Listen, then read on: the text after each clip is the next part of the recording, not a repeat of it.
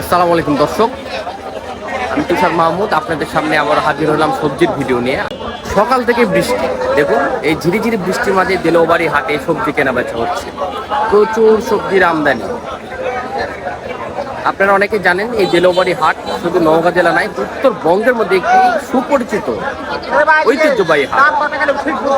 প্রত্যেকটা দিনের নেই, প্রত্যেক দিন এখানে কত শত টন সবজি কেনা বেচা হয়। আমার পেছনে দেখতে পাচ্ছেন একটি ট্রাক যোগে কচু এসেছে।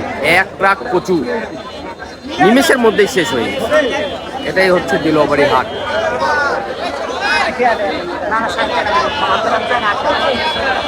দিলৌবাড়ি হাট দেখুন, প্রচুর সবজির আমদানি, প্রচুর কেনা বেচা দিলৌবাড়ি হাটে। সকাল থেকেই বৃষ্টির মধ্যেই কেনা বেচা হচ্ছে।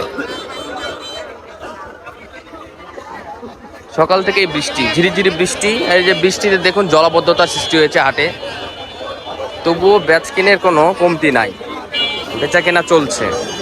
দিলৌবাড়ি হাট, মান্দা, নওগাঁ, প্রচুর সবজির আমদানি।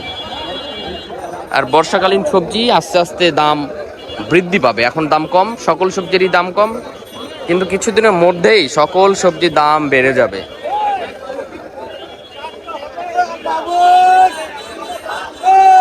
বর্ষা ধরলেই সবজির দাম বাড়তি হওয়া শুরু হবে। এখন সবজির দাম খুবই কম। এই যে সামনে পেঁপে, যদিও পেঁপের সাইজগুলো ভালো না, এগুলো 400-500 টাকা মন হিসেবে বিক্রি হচ্ছে, আর ভালো সাইজগুলো 800 টাকা মন। বেগুন, ভালো বেগুন হলে দাম পড়বে 1500 টাকা মন। কচু বিক্রি হচ্ছে 40 টাকা কেজি পাইকারি। দিলৌবাড়ি হাট, মান্দা, নওগাঁ, প্রচুর কেনা বেচা, প্রচুর সবজির আমদানি। সব ধরনের সবজি আমদানি হচ্ছে দিলৌবাড়ি হাটে। এই যে আমার সামনে দেখতে পাচ্ছেন পেঁপে বিক্রি হচ্ছে 600 টাকা মন হিসেবে। বেগুন 1500 টাকার মতন দাম ভালো বেগুন হইলে। কচু 40 টাকা কেজি। প্রচুর সবজির আমদানি দিলৌবাড়ি হাট, মান্দা, নওগাঁ।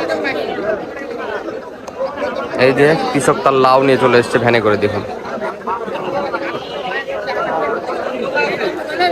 আর সামনে দেখুন প্রচুর ভ্যানের সিরিয়াল, মানে হাটের মধ্যে ঢোকার মতন পরিবেশ নেই, এতই সবজির আমদানি দিলৌবাড়ি হাটে।